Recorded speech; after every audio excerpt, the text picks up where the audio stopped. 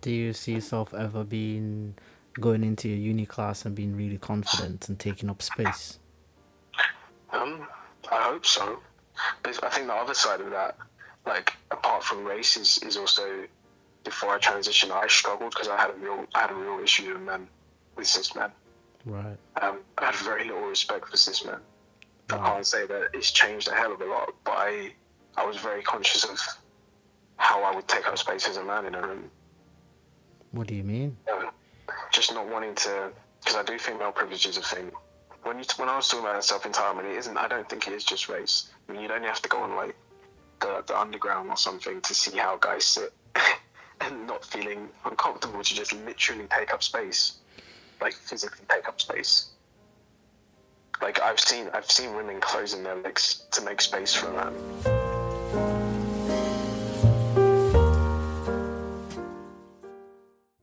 I've not geared myself to think I have a right to take up space. So I feel like I'm telling myself I have a right as a black person to speak up.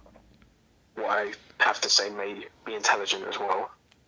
But equally, I don't want to take up too much space because I'm aware of what it was like navigating society as a woman.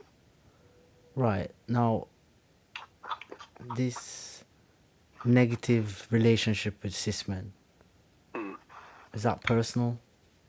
Yeah, yeah. I think had a lot of personal experiences that are quite negative.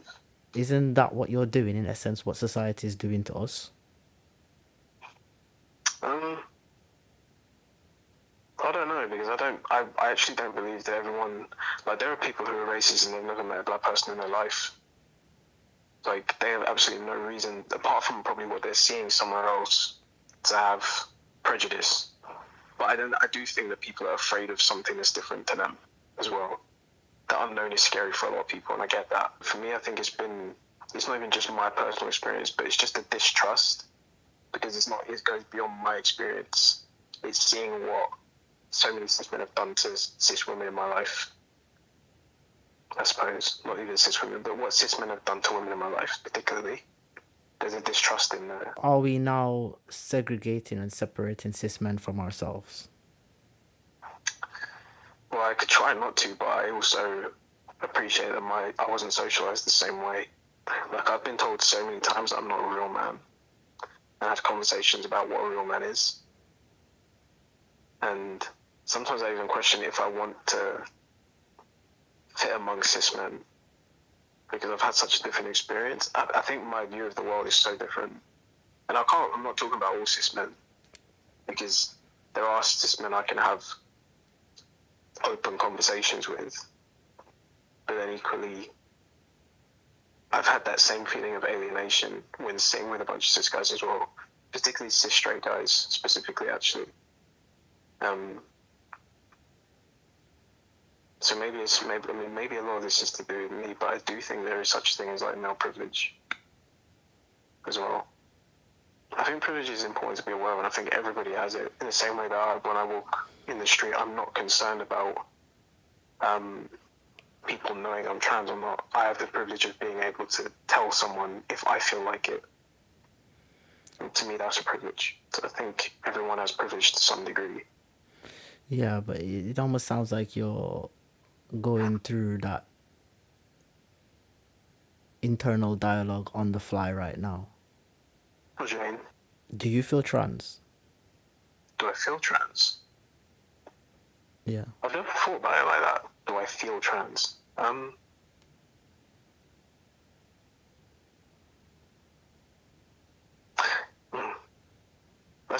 not really thought about it like that because when I was a kid, I'm one of those people who knew from a very young age what I was, and most of my life I would have just said, I'm a boy or I'm a guy or whatever. And I feel like maybe trans was more of a label assigned to me, and I took it because it explained my path to manhood.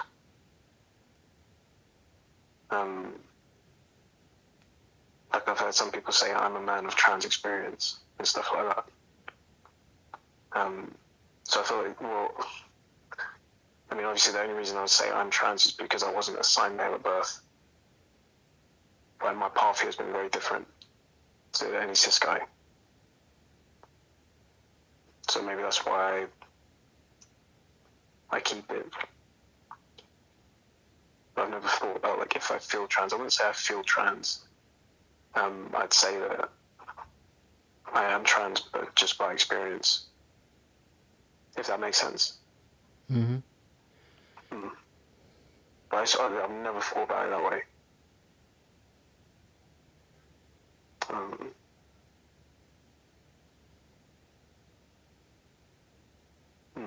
I have to think a bit more on that.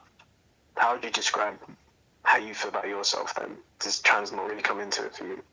I think I share the sentiment of you, which is, yeah, I don't feel trans. I mean, I just did a spoken word called "I'm Not Proud to Be Trans," and I wasn't quite sure what the reaction would be on that because that's how I was feeling. I was like, I'm not proud to be trans. You're celebrating me as a trans advocate or a trans person, but I'm not proud of this because I don't view myself as trans. Trans is a medical word that I was given, Yeah. but I don't feel that way. I feel like a regular guy. That's how I feel. When I go out in society, that's how they see me. That's how I will be treated. Now, of course, when I navigate the medical community, that would be different. Come down to baby making stuff, yeah. We'll have that conversation as well. Even in my relationships, it's not been centered around my position on being trans or not trans. It's always just been, I'm a guy, and that's how they see me, and that's how I feel, and that's, as yourself, that's how I've always felt from a very, very young age.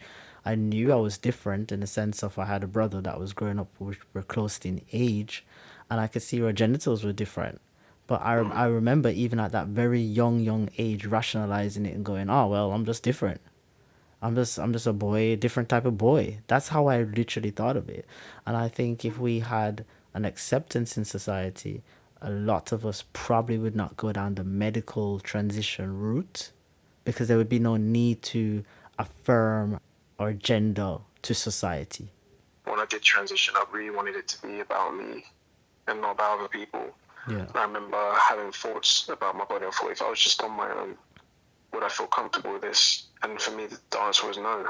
For me, top surgery was about nobody but myself. It was just about my own personal comfort. So I feel like, to some degree, I would have still transitioned because it was about who I wanted to see. I wanted who I was on the outside to reflect who I was on the inside. When you think of a masculine energy self, what does that look like? I think it's different for everybody. Oi. Come on now, drop that British political No, I correct. think it's true.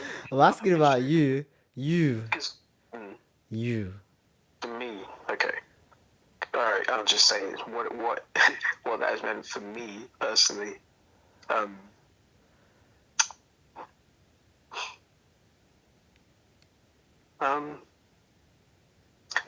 Maybe that's not really to do with the body. Maybe it's because I knew how I wanted to look. I knew that how my body was before they would fit. Was it about my body being masculine? But then how else would I describe it? You had an ideal self you were pursuing, right? Yeah. Was that ideal self embodying what you imagined to be masculine?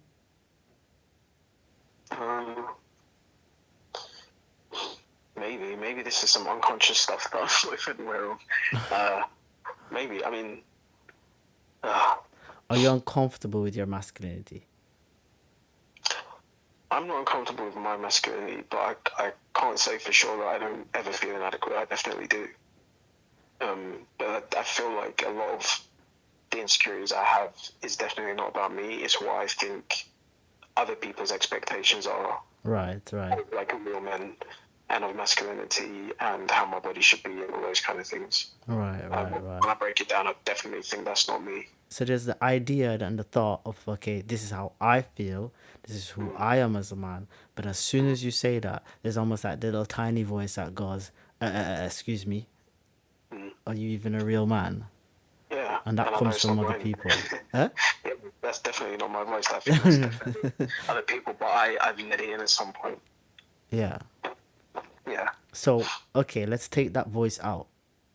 What how does this masculine person look like for Um, you, by the way?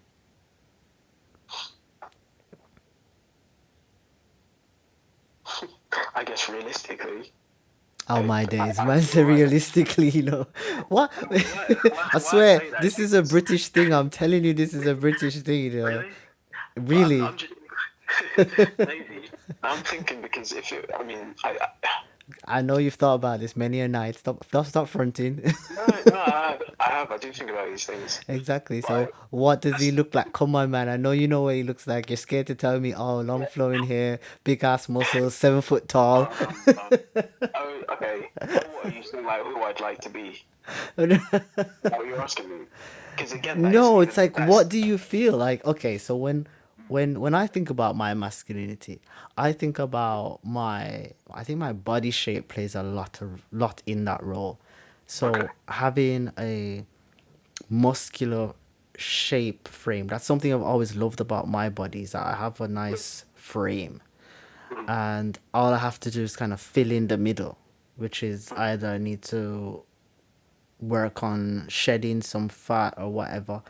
But that's my idea of masculinity, and that is when I feel that I'm embodying my own masculine energy. So I'm talking about right. for me, Okay, I see what you mean now. you understand? And as Okay. I'm getting more facial hair, I'm feeling more masculine as well, because that is how I feel when I'm, when I want to get into my masculine energy. I Mm, feel that, and a part of my qualms and drawback from the community was that the way I feel about my masculinity and the way I feel about embodying that energy, it was being labeled as toxic. It was being labeled as, you right. want to be such a man, you want to be such a cis man. And I'm like, yeah, I want to be a man. I am a man. That's how I feel. But that is where I feel comfortable. I'm not hurting anybody. I sit and spread my legs. So what? But that don't Mm, mean if somebody comes sit beside me, I'm not gonna give him space. And what, you just assume because I sit with my legs open, I'm now misogynistic. You've literally just judged me based on that alone. So mm, those are some of the thought processes that I experience within the LGBT community. Is that my masculinity is seen as very threatening, and I yeah. had to. I chose to draw myself away from the community because of those reasons. I'm not Mm, labeling everybody like that, but I needed to get away to create my own safe, because my own space where I'm navigating, because I'm still having to navigate my transitioning at that point. So I yeah. needed to get to a safe space where I can navigate to the person that I wanted to be and how I felt comfortable in being. Not because you say sit with your legs crossed. Mm, If that doesn't feel comfortable for me, it doesn't feel comfortable for me. So I'm not gonna do it for you. yeah. So it was kind of just being comfortable with my masculinity and understanding that people are going to find that threatening. We're having to learn the burdens of masculinity. And Yeah. specifically because I've transitioned, I Mm, understand it's not about gender. yeah. So for me, I talk about masculine and feminine based on energy. Mm, So you could be female gender wise, but you embody a masculine energy. exactly. That's exactly what I was thinking. That's why I Right. was thinking. Oh, it's different for everyone because I think everybody can have like masculine or feminine energy or whatever. Right. Um, So for you, it's are you more masculine? Are you masculine or feminine energy? Would you say 100% yeah, masculine? definitely. Yeah, Okay. I'm not saying I have no femininity about me, but Right. I'm masculine. Yeah. Okay. So you 100%. navigate masculinity Mm, majority of the time from an energetic basis. Yeah. So in terms of your masculinity, when you minus all the voices, mm. what does that look like? That's so interesting. Okay, for me, in terms of like a physical embodiment, I relate a lot to what you're talking about in terms of like physique. Like for instance, during lockdown, I've been working out a bit more, and I feel I feel better. I mean, I'm not trying to be. My name is Romario Wanless, aka MrBlackBranson. In our next episode, I actually think my chest looked flatter with a binder than it does now with my natural chest. and yet I'm standing up so much straighter. Like, I love to bake. Ain't no bloody woman looking at me right now. My beautiful friends and I continue our fly on the wall conversation over at MrBlackBranson.uk/article 1086. There you can donate funds, see our Amazon wishlist, leave constructive feedback, and access exclusive episodes. Remember, share a story, save a life.